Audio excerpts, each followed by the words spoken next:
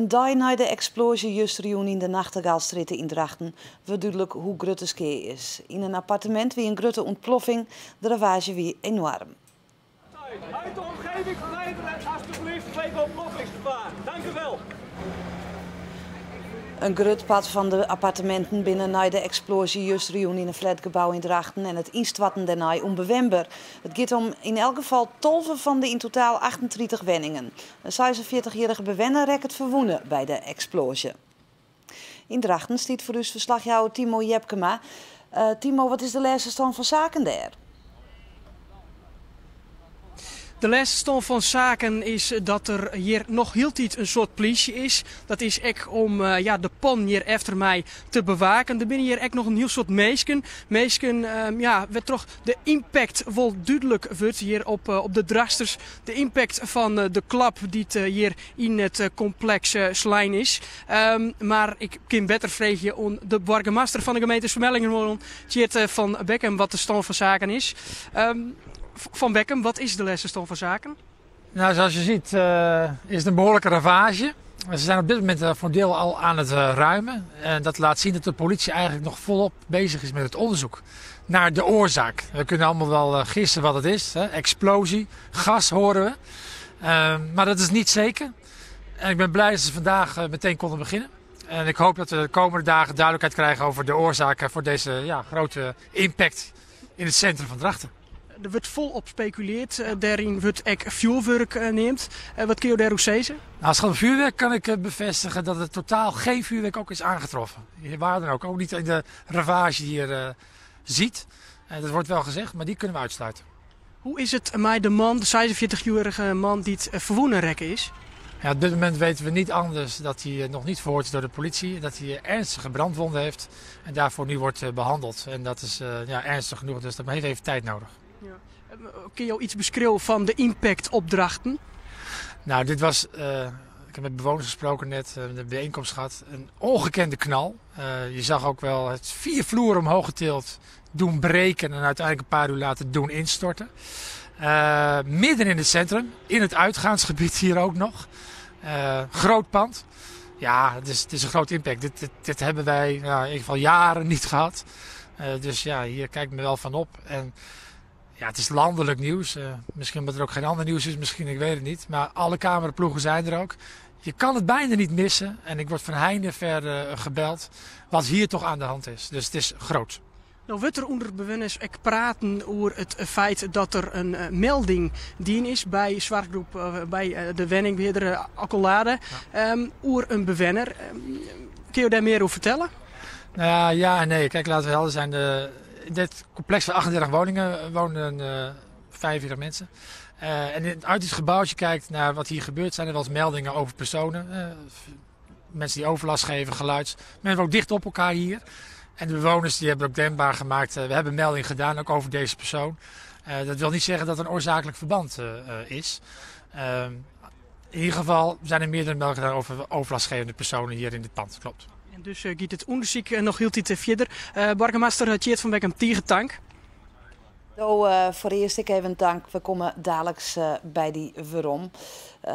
De explosie van justerjoen plak krijgt voort zien hoe het wie een grote klap, maar een soort reek.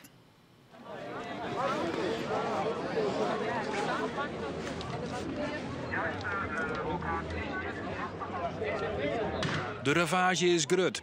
Er zit een enorm gat aan de voor- en achterkant van de groen maar de eerste verdieping. De schrik zit er goed in.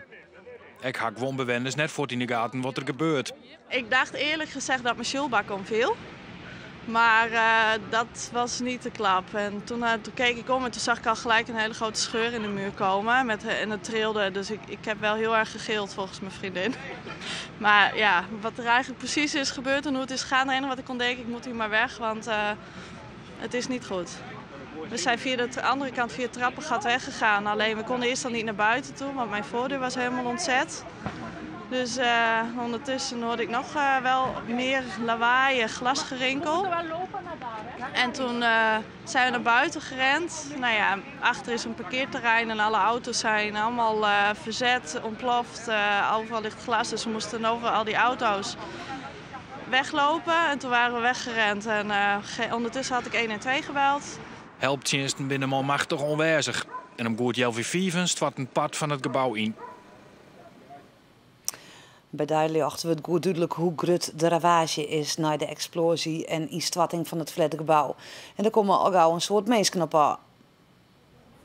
De explosie is vanzelfs het gesprek van de dag in Drachten. Tjoegen en buurtbewoners joggen weer om. Nou, het was om moeders jaar wat over s'nachts een keer een heel dikke explosie. En mijn zoontje die slept erboven. Die werden wekken bij te golen. En nou, ik dacht ik maar vlot maar naar buiten, want ze steken me een kabetbus naast te dragen hoor. Dus ik ren naar buiten en ik zie de bocht om. En het hele gebouw in zaken. Ja. Nou Dus maar alle strelenbuizen en hoe ze gingen erbij, weer een flinke explosie. En hoe ging het bij jou? Ja, dat was verschrikkelijk. Mijn vrouw had dan hondenopvang. Die hebben we nou even thuis gehad. Dus nee, dat was gewoon een ramp. Wie maakt deze krok niet Ja, ja, echt wel. Die hebben opvang en die hebben letterlijk met de dierenambulance. Ja, en nu is het daglicht, dan luidt het er zo bij. Verschrikkelijk. Verschrikkelijk. Ja, absoluut. Ja. Het best. Later op de morgen is er een passenconferentie in het gemeentehuis. Daar docht de politie een oproep. We willen graag nog beeldmateriaal hebben en getuigen spreken die iets van de explosie gezien hebben, daarvoor of daarna. Maar ik heb ook een oproep voor de mensen die schade hebben geleden. Want ook daar willen wij graag contact mee hebben, zodat wij in kaart kunnen brengen wie allemaal schade heeft. En dan spreek ik over auto's, maar natuurlijk ook woningen. Ja, van de middag wieder in het Van der Valk Motel van Beckham Hitterl even hoor. Een geerkomst voor de bewoners. Timo de Wies erbij. Wat waard hebben praat?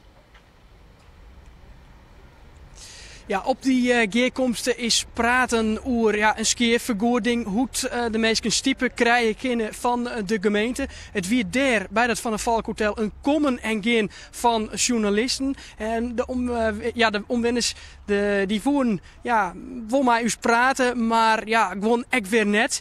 Ze willen wel bot oondien en dat kunnen wij vernemen. We maken daarover de volgende bijdrage. Wie schrikken vannacht, of net? Ja, redelijk onzeermatig. Het is al iets schrikken natuurlijk wanneer je op bed zit en dat de ramen eruit klappen. Maar goed, het zijn mindere dingen.